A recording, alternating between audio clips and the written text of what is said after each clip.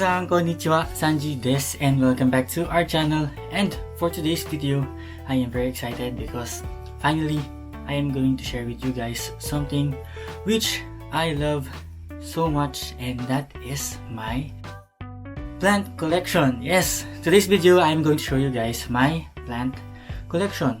So if you already watched my previous videos, so I started with just one plant, one pot, and then after that I bought more plants, and then after that I bought more and more plants. And today I already have, on my last inventory, I have 67 plants or 67 varieties of plants. Yes, so sobrang dami na nila, to the point na gumawa na ako ng second Instagram account dedicated just for my plants. Anyway, so today I'm going to show you all of my plants, my plant collection, my indoor plants. But before we start, I just want to tell you guys that I am not an expert with plants.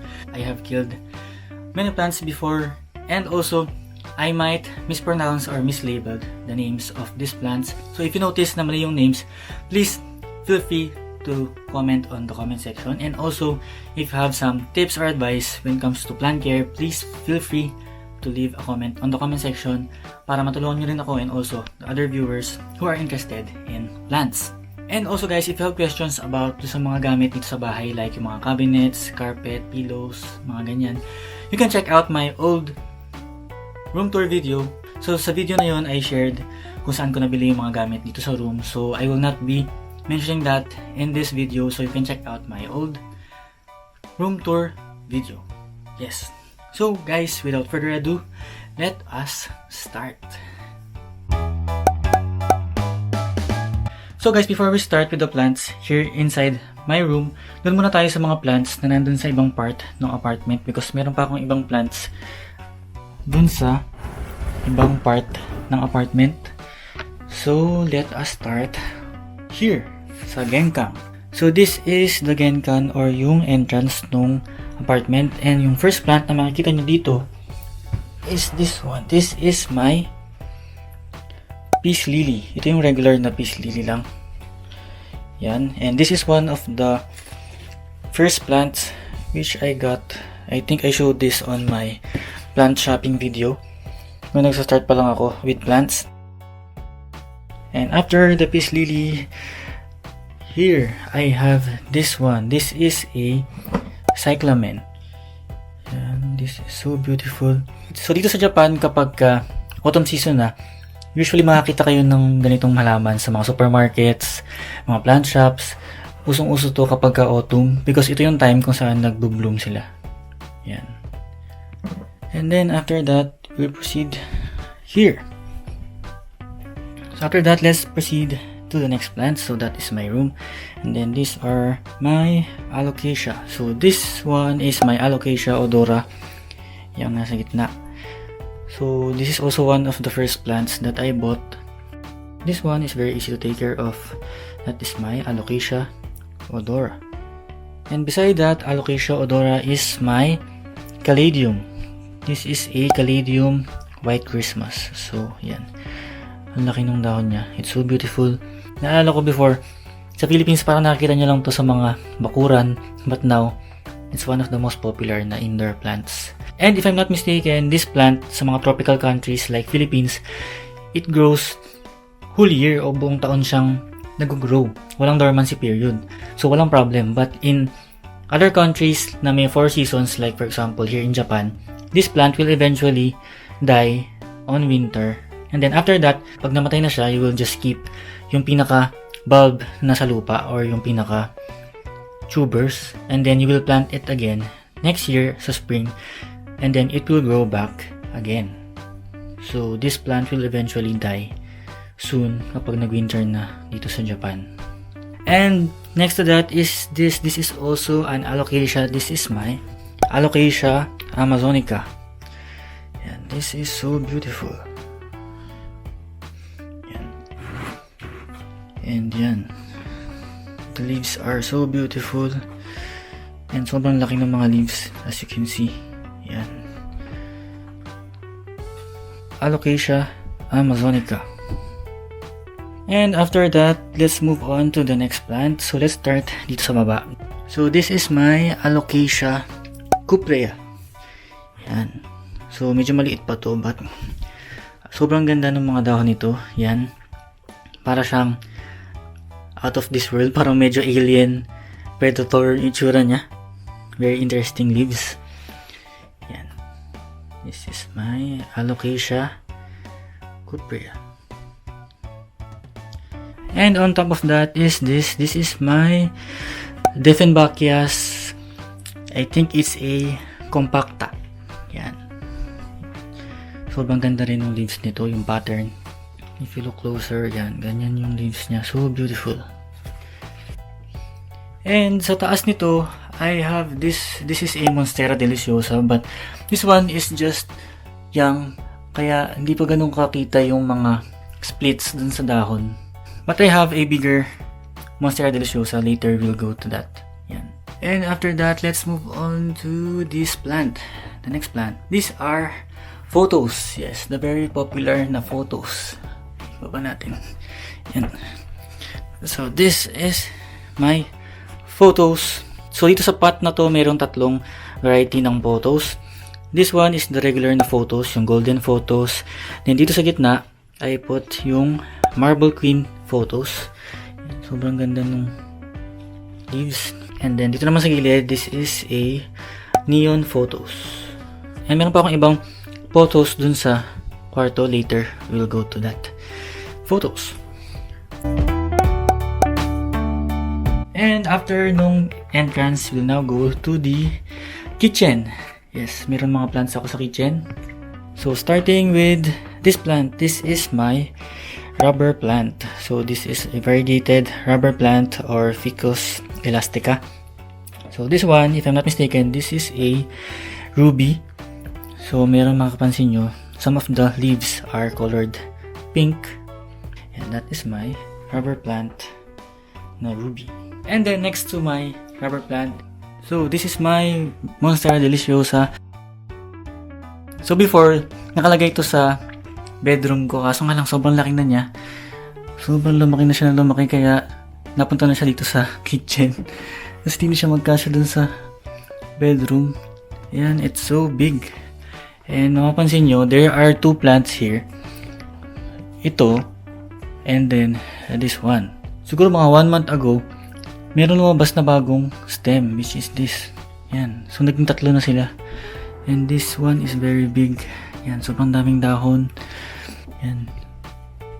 Yung mga splits and yung mga holes, sobrang ganda. Even this one. And meron na naman siyang bagong leaf. And then after that, I have this one. So, this is my string of dolphin. So, if you look closer sa mga leaves, mukha siyang dolphin. Unfortunately, kaya ito nandito ngayon sa kusina is because it's actually dying. I don't know why. Nabubulok yung mga stems. And, pinalitan ko na yung lupa nito and all, but yan, namamatay pa din. Yan, I don't know why, but that is my string of dolphin. And then, next one is this. This is also the same photos na nandun kanina. So, ito yung neon photos. This is the Marble Queen photos. And next is this plant, which is also dying. I don't know why. This is my Christia obcordata, or commonly known as yung butterfly plant or swallow's tail plant. Kasi yung leaves niya looks like a butterfly. Pinalitan ko na rin yung lupa nito, but still dying. I don't know why. But yan, mukha siyang butterfly. And next naman guys is yung bathroom. Yes, meron akong halaman sa bathroom. So here is the plant on the bathroom. This is a fern. I think it's a Boston fern if I'm not mistaken. So before, dun to nakalagay sa bedroom ko. Pero nung nilagay ko siya dito sa bathroom, sobrang lumago na siya. I think because of the humid dito sa loob ng bathroom. So yan. That is my Boston fern. And syempre kung merong plants sa bathroom, meron din syempre sa toilet. Yes. So here are the plants dito sa toilet. So dito ginawa ko siyang parang propagation area. So para maganda, ang ginawa ko lang is iba't ibang size or shapes of mga baso. So I just bought those glasses from Daiso. So let me show you guys. So this one is an epiphyllum or orchid cactus. And then this one is a Photos Manjula. Yan. And this one is a Trandescantia, I think. Yan. And then this is cuttings from my Monstera Standeliana. Yan. And then ito naman, so this one to naman from my Hoya linearis. Actually, hindi ko alam kung pwede itong ipropagate through this method. Kaya lang, accidentally naputol kasi yung isang stem ng Hoya linearis. So might as well try to propagate it. I don't know if this would propagate through this method. Anyway, and then this one is from my string of hearts. Ito rin, naputol lang din to accidentally. And sayang naman, so I tried to propagate that one also. So yan. So let's now move to my bedroom. Tadang! Yan. So majority of my plants nakalagay dito sa bedroom. Nandyan lahat. So where do we start? So let us start from that part. Paikot dito. And then here papunta dun sa last. Dun. Okay. So let us start with that plant. These weird looking plants. Alam nyo, I love mga weird looking na plants. So this one is a rabbit's foot fern. Teka, let's put it down para makita nyo. So this is my rabbit's foot fern. So it's a fern. The reason why it's called rabbit's foot because of the roots. Ito. So it looks like a rabbit's foot. Actually, I think it looks more like a parang tarantula spider. Yes, that's why. Yan. It's kinda creepy but it's cute. And I find it very interesting because of the roots. Yan. This is so beautiful. And beside the rabbit's foot fern is this, next to that is my Triangularis oxalis. Yan. Or commonly known as the purple shamrock. And this plant is a photophilic, which means nagmo-move yung leaves niya depending on the light. So usually kapag day, yung leaves niya ganyan, para siyang naka-open, and then pagdating ng night, yung mga leaves niyan will fold or magdadrop yung mga leaves. So it moves depending on the time of the day. So yan. And then next to that, so these are my aerial plants. I don't know the exact name. Tilangia, I think. I'm not really sure. Yan, this one, and also this one, which I bought from Daiso. And next to that, this one is my Spanish moss, which is also an aerial plant. Yan. It's also very beautiful. Yan, Spanish moss.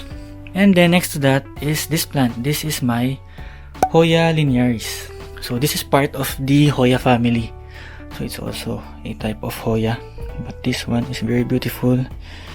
Yan. Sobrang haba na niya. Very nice. And ito yung mga leaves niya.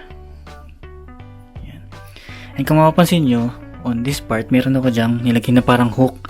Ang purpose niyan is, kasi sobrang haba na niya, so kapag matulog na ako sa gabi, ito, nilalagay ko siya dito. Yan. Para hindi ko siya matamaan kapag gabi. Yan. That is my Hoya linearis. Okay. And on top of that, this is my maidenhair fern. This one is so beautiful. Yun nga lang, so nung nabili ko to, sobrang punong-puno talaga siya. Sobrang ganda. But now, medyo nakakalbo na siya. Mukha siyang malunggay sa malayo. But this is a maidenhair fern. So if you're just new to plants and wala ka masyadong time para magdilig ng halaman, I don't recommend this plant. Kasi this one, nung summer, almost everyday ko siyang dinidiligan. And then, ngayon naman na medyo malamig na, kailangan every 2 to 3 days, kailangan mong check yung lupa niya if it's dry or not. Kasi gusto niya lagi siyang moist. And kapag nag-skip ka ng watering and natuyo siya ng konti, the leaves will turn to this. Yan. So yan, may mga konti pang dry to na leaves. Kasi minsan nakakalimutan ko itong diligan. But yan, that is a maidenhair fern. And after the maidenhair fern, let's go to the next plant. This area. So first is this. This is my Rapidophora tetrasperma, or what they called the mini monstera, or in Japan they call this hime monstera. So technically this is not a monstera, it's not part of the monstera family, but dahil mukha siyang monstera, they call this the mini monstera. Sobrang ganda nito, and nakakatuwa kasi lagi siyang may mga bagong leaves like this one. So these are new growth. And ang goal ko is parang mag-spread siya dito and dyan pag lumaki na siya. And after that, this one is my orchid. Yan, nung nabili ko to, nakalagay na siya dyan sa bark. Ayan, that is an orchid. And then let's move to this part. So let's start dito sa baba. So this one is also a pothos. This is called a pothos manjula, or in Japan they call this pothos status. Yan. So sobrang ganda nito. Yung leaves niya sobrang ganda ng variegation. Yan. And yung shape niya compared dun sa ibang variety ng pothos, mas rounded yung shape ng leaves. That's why it's very beautiful. It's so cute. Yan. And then sa tabi nun, dito, this is also a variety of pothos. This is called the Photos Enjoy. If you're just new to plants and wala kang idea sa mga photos, isipin nyo, this plant is the same as this one and also yung kaninang mga photos na pinakita ko, but actually it's different. If you look closely, yung leaves niya, yung leaves nitong manjula, ganito yung itsura. Yung leaves nitong Photos Enjoy, usually it's smaller and buo-buo yung part na green and white. On the other hand, itong Photos Manjula, mas malaki yung leaves niya, iba yung shape, and merong mga splashes ng green and white sa variegation. So this is Photos Manjula, this is a Photos Enjoy. Okay. And sa gitna niya, this is my Monstera adansonii. And yung leaves nito, sobrang laki ng leaves. Like this one, makita nyo, is almost as big as my hand. Yan. And nakakatawa rin dito kasi sobrang dami niyang mga new growth. So this is a new one. This one is a new leaf also. And meron pa dyan. I think 3 or 4 stems yata to. Yan. And malaki na rin to. Wait. So yan. That's how big it is. And actually, itong planter niya is a trash can. So nilagay ko lang to dito. Yan. But that is a trash can. Okay, so let's move to these plants. So this one also is very beautiful. So if you look closer do sa leaves niya, para siyang lightning bolt. That's why it's called a lightning bolt jewel orchid. Yan. So right now it's about to bloom. Yan, meron siyang flower sa gitna, sa dulo. Lightning bolt jewel orchid. Okay, so after this one is my Peperomia rosso. So when I got this, meron siyang mga bulaklak, but now wala na siyang bulaklak. But this one is also beautiful. This is a Peperomia rosso. Okay. And this is a Transdescantia zebrina, I think. So actually this is not doing very well. Kasi binili ko to, nakalagay siya sa hydroculture, not on soil. So nilipat ko lang siya sa soil, so siguro hindi niya masyadong gusto yung soil. That is a Transdescantia zebrina. And sa likod naman nun, I have another rubber plant. Wait. Let's see. Move here. So this is my other rubber plant. I think this is a burgundy. So yung leaves niya is dark green. And nakakatawa, sobrang kapal ng leaves nito, para talaga siyang rubber. Yan. This is my Ficus elastica burgundy. So next naman are the plants here sa taas. So these plants are very interesting plants. So first we have this string of pearls. So actually second time ko nang bumili ng string of pearl. Yung una namatay because I'm not really good at succulents, mga succulent type na plants. So this one is my second string of pearl. So far it's doing very good. Hindi siya namamatay. Yan. So cute. So this is my string of pearls. And sa tabi nun, this one is my ponytail palm. Yes, that is a ponytail palm. So before, I don't have plans of having a ponytail palm kasi ang laki-laki ng ponytail palm. But then I found this on a plant shop and sobrang liit niya, sobrang cute. Para siyang naka-bonsai na ponytail palm. So ito yung pinaka-trunk, napaliit nila ng ganito, para siyang sibuyas. And then yung pinaka-leaves grows like this. Yeah.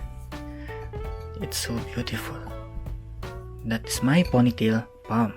And next to that plant, so this one is called a Sininja leucotrecia, I think. Yan. So very interesting kasi yung leaves niya, merong mga hairs. So yan, if you look closer, meron siyang mga hairs. I don't know kung ma-appreciate nyo siya sa video, but in person, texture niya is para siyang tenga ng pusa or puppy.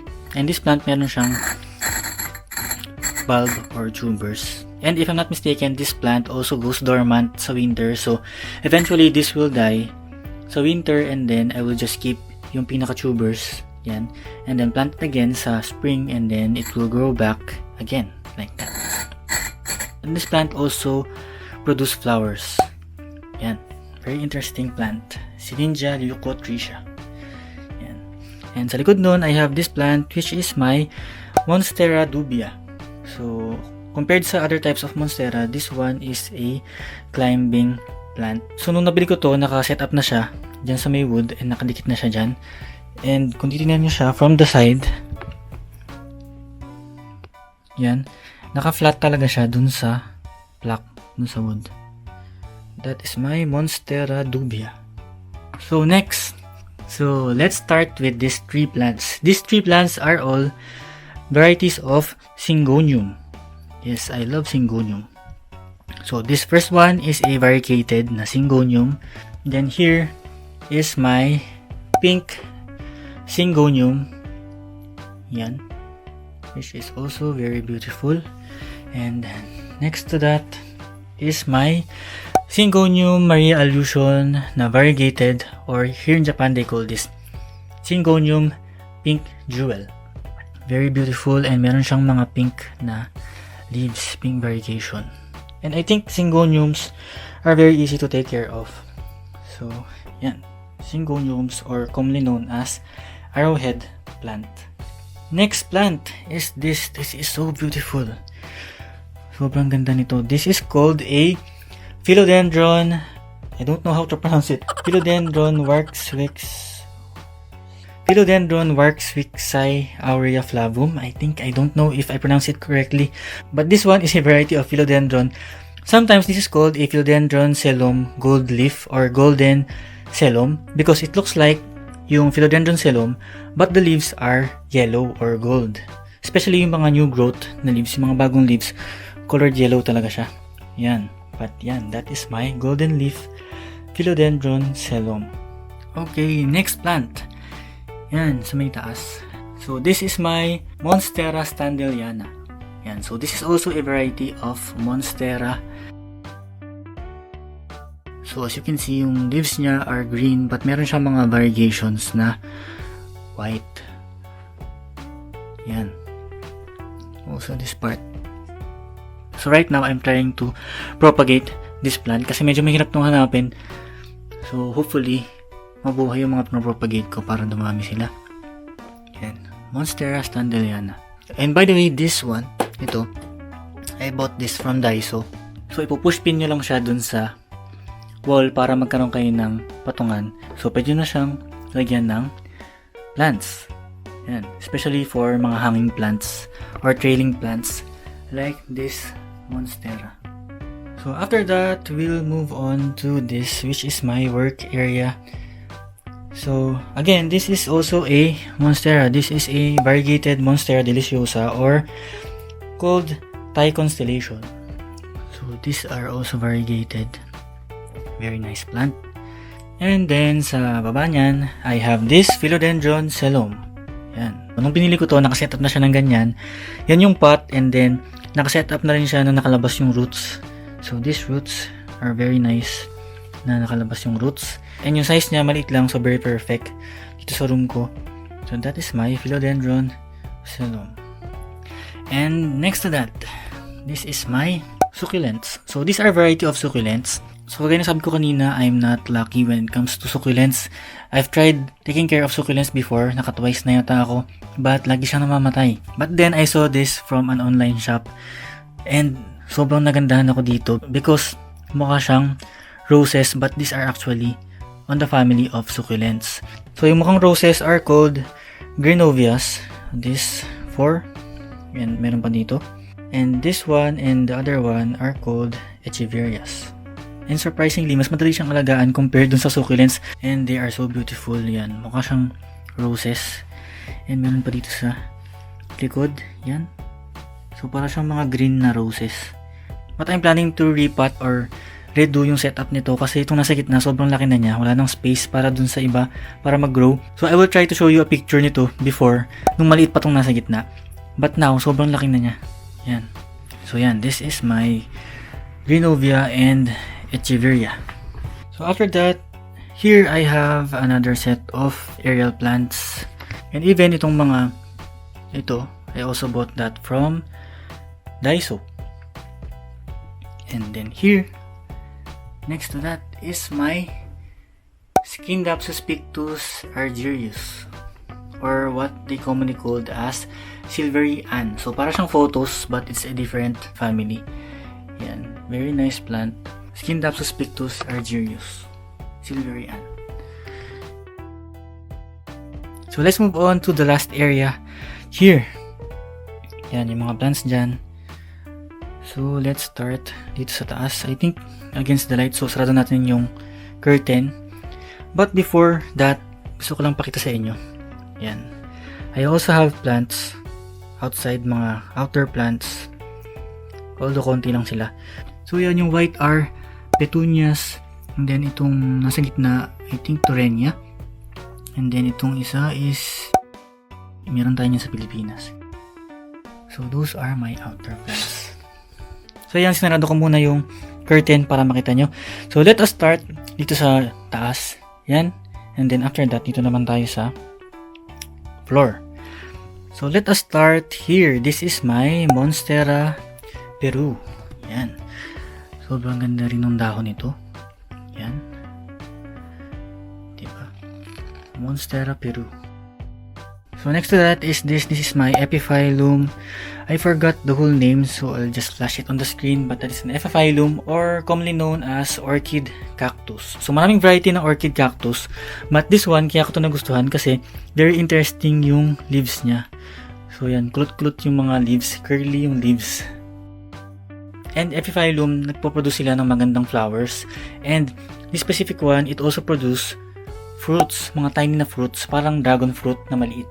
Yan. And then dito naman, this is also a Transdescantia albiflora, I think. Yan. So yung color ng leaves is green and violet, purple. And next to that is my Thanksgiving cactus. Yan. This is my Thanksgiving cactus. And actually, I don't own yung cactus na, yung typical na cactus na may thorns. And the reason for that is I have this habit of touching my plants kapag titingnan ko sila. Yan. Ginagayan ko yung mga dahon. So, I don't have cactus na mayroong thorns kasi I can't touch it. Yan. But I have this. This is a Thanksgiving cactus. So, tapos na siya mag-bloom this year. So, next plant is this plant, which is actually an Anthurium. This is an Anthurium clarinervium. So, if you don't have idea with indoor plants, pag narinig nyo yung Anthurium, isipin nyo is yung bulaklak na Anthurium na ginagamit sa flower arrangements. So, this plant is also a variety of that Anthurium.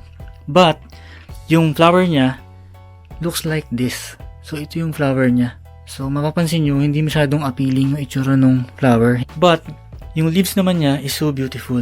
Yan. Heart-shaped siya with this beautiful mga veins. Wait. Yan. Yan yung leaves niya, heart-shaped. And if you look closer, yung leaves niya, para siyang velvet. Parang felt paper yung texture. And makapal din yung leaves. Very nice plant. Anthurium clarinervium. One of my favorite plants. Yan, that's my Anthurium. And next is my polka dot begonia or begonia maculata. Yan. So, sobrang ganda din ng leaves nito. May mga polka dots. Yan. And yung other side ng leaf is colored maroon. Yan. And the next one is my fiddle leaf fig. Yan, fiddle leaf fig. So actually, second time ko nang bumili ng fiddle leaf fig. Yung una kong binili is namatay. And sabi nila yung fiddle leaf fig daw, medyo sensitive daw sa repotting o yung lilipat nyo siya ng pot. Itong second purchase ko, ang ginawa ko is hindi ko na siya nirepot. So nakalagay pa rin siya ngayon dun sa, as you can see, nakalagay pa rin siya dun sa nursery pot. And sinut ko na lang siya dun sa pot na binili ko. And hindi na siya namatay. That is my fiddle leaf fig.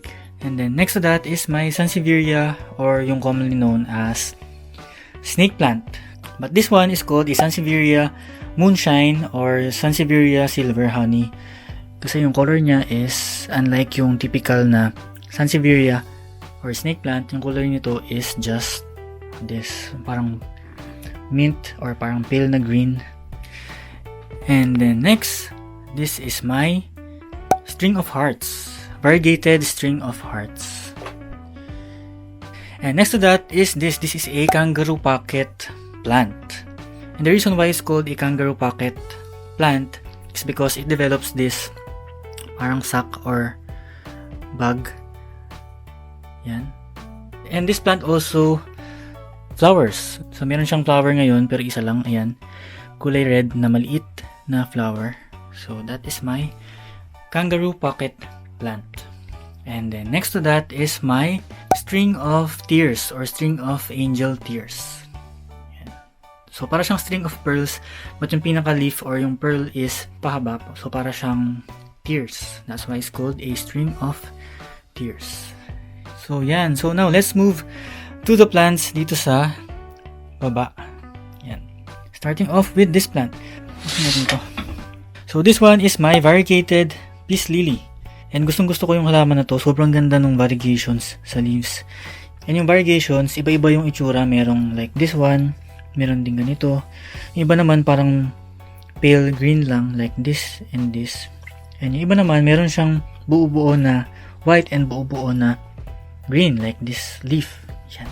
So unfortunately, wala siyang bulaklak right now. But the leaves are so beautiful. So yan, that is my variegated peace lily. Okay, so next to that is this plant sa baba. So this is my ZZ plant, or sa Philippines is called a welcome plant. But this one, this is not the regular na ZZ plant or welcome plant na color green. This one is yung tinatawag nila na Raven ZZ plant. Kasi yung leaves niya are colored black. But yung bagong leaves or yung new growth, usually lumalabas sila colored green, like this new growth. It's colored green, and then pag nag-mature na yung leaf, it will turn to black like this. So that is my ZZ Raven or black ZZ plant. And next to that is this. This is my Scindapsus pictus exotica, or commonly known as the silver satin photos. Although this is not a photos, but this is a Scindapsus. So you might think na this one is the same as yung plant na pinakita ko kanina, but it's actually different. Wait. So yan, i-compare natin parehas. This one is yung Scindapsus pictus exotica, and this one is Scindapsus pictus argyrius. So unang tingin, it looks the same, but it's actually different. But it belongs to the same family. Yan. So after the Scindapsus, let's move on to my next plant, which is a variety of a monstera. So nakita ko to, I thought this is also a monstera peru na malaki, like that one. Monstera Peru. So it looks quite the same, yung leaves niya. But sabi dun sa ID or dun sa label is a Monstera Jade Wing. I don't know what's the difference, but it's called a Monstera Jade Wing. And pag sinearch ko sa internet, it's quite related to the Monstera pinatipartita, I think. And yung leaves niya, sobrang laki na parang Monstera Peru. And some leaves merong mga fenestration like this one. And where's the other one? This. Meron siyang mga fenestration. Yan. So, I think that's the difference. So, it says this is a Monstera Jade Wing. So, after that Monstera, let's move on to the next plant, which is a Xanthosoma lindeni. So, yan. This is also a very nice plant. And yung leaves niya, sobrang ganda and sobrang laki ng leaves nito. As you can see, ito yung kamay ko. So, sobrang haba na ng leaves. And it's so beautiful. Yan. And then, mamaya na tayo pumunta sa mga prayer plants. Let's move on to this plant. So, this is my Philodendron Pink Princess. So, ngayon, hindi nyo pa siya masyadong ma-appreciate kasi walang masyadong pink na variegation. But pag meron na, it will look like this. Yan, sa internet. Yan yung itsura niya. So, right now, wala pa siyang leaf na may malaking variegation. But meron siyang mga tiny, mga spots na pink. Yan. As you can see, meron siyang mga bagong leaf. This one and also here.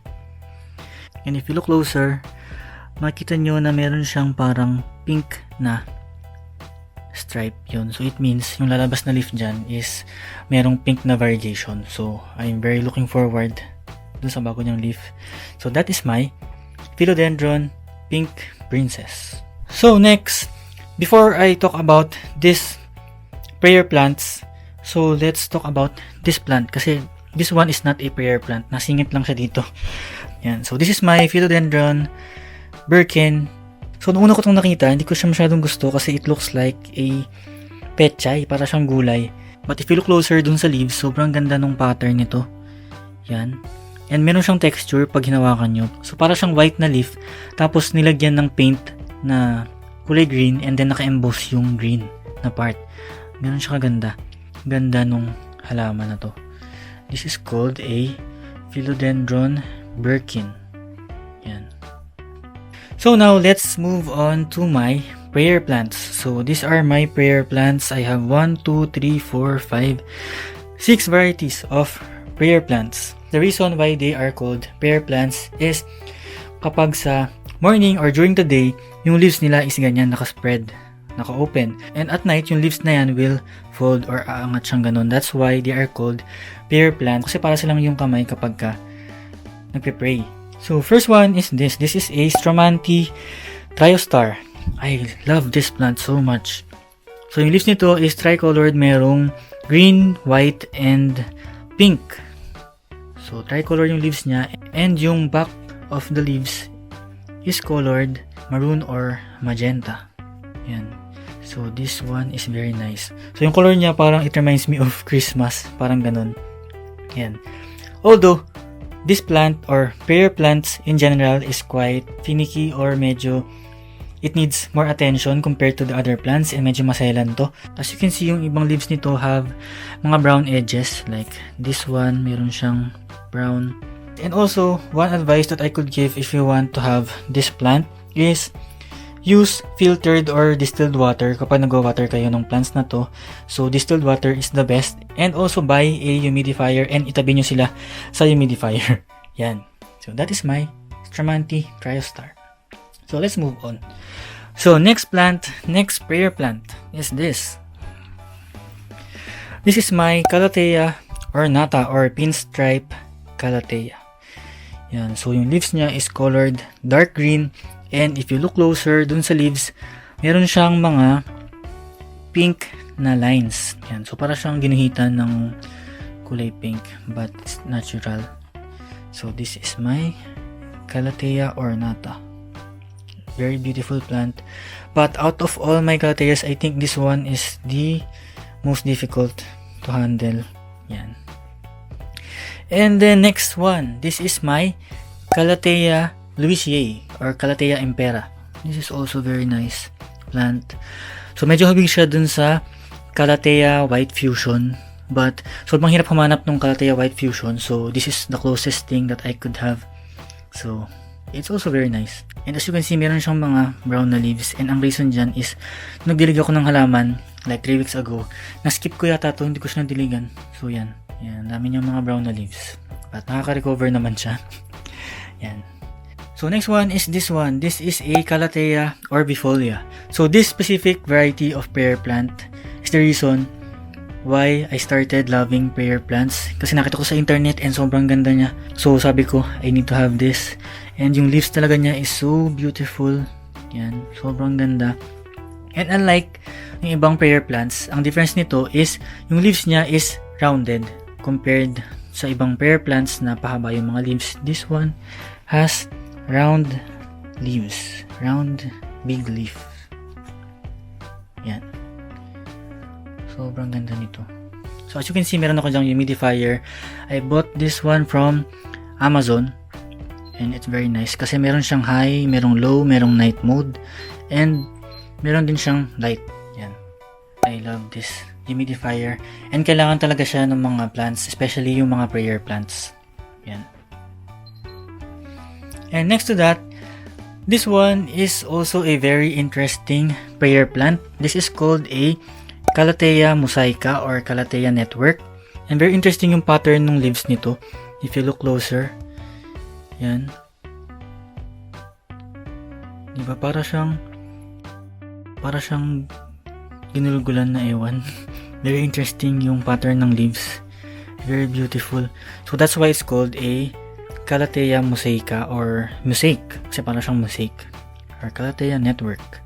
This is so beautiful. And out of all the Calatheas, I think this one is the easiest to take care of. Walang masyadong crispy leaves. Walang masyadong brown leaves. And for the last prayer plant and last plant for this video, this is my... Wait. Yan, para makita nyo. So this is my Maranta or Maranta leuconura. So it also belongs to the prayer plant family.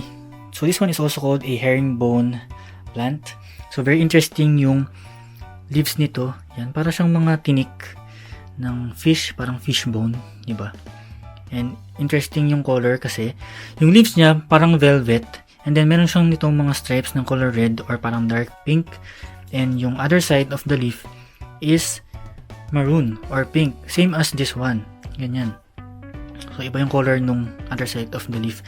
And yung leaves nito also moves. So pag umaga ganyan siya, and then pagka night nagtitiklop yung mga leaves. Right now this plant is blooming. Yan. As you can see, meron siyang flower. Sobrang liit. Yan. And on that part also meron siyang flower, and meron din siyang bagong leaf. Ito. So ito yung itsura niya ng mga bagong leaf. And then this one will uncurl and become like this. So that is my Maranta. And also compared to sa other Calatheas like this one na yung tubo niya is paangat. This one para siyang trailing. So ito yung stem niya. So magte-trail siya pa habang ganun, and yung part naman yun pag ganun. So pwede nyo rin siyang gawin na hanging plant or ilagay nyo siya sa mataas na part. So it will trail. So that is my Maranta. So that's it guys. I hope you enjoyed this video, and sana na-inspire ko din kayo na maging part ng plant community, whether indoor plants man yan or outdoor plants. And if you have questions about plants or about Japan, feel free to leave a comment on the comment section, and I will try my best to share my ideas or experience when it comes to this hobby, which is plants. So that's it guys. Thank you so much for watching. God bless you guys. Ja, mata ne.